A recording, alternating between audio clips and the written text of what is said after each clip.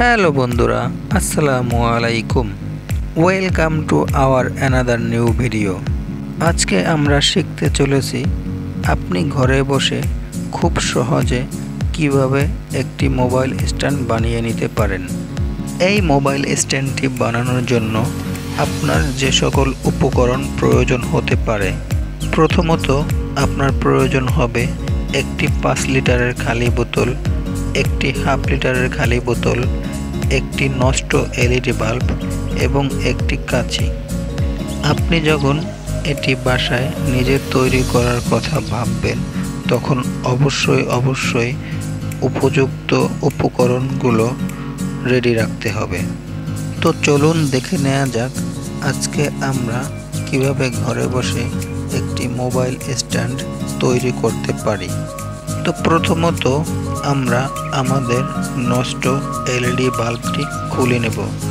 খুলে নেওয়ার পরে ওখানে দেখবেন উপরে একটি স্ক্রু দিয়ে এলইডি বাল্বটি আটকানো আছে, সেটি একটি টেস্টারের সাহায্যে খুলে নেবেন।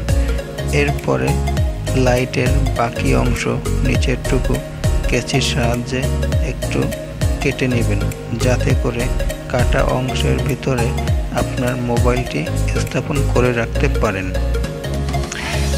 এলইডি বাল্বের নিচের অংশটি একটু নড়বড়ে মনে হলে তবে কিছুটা কস্টিপ ব্যবহার করতে পারেন, যাতে করে এলইডি বাল্বের নিচের অংশটা একটু টেকসই হয়। এরপরে আমরা নিব হাফ লিটারের সেই খালি বোতলটি এবং সেটিকে উপরের অংশ একটু কেটে নেব। এরপরে কেচির সাহায্যে মোবাইল রাখার জন্য একটু কেটে নেব, যাতে করে ওই স্থানটিতে মোবাইলটি খুব সহজেই আপনি বসিয়ে রাখতে পারেন।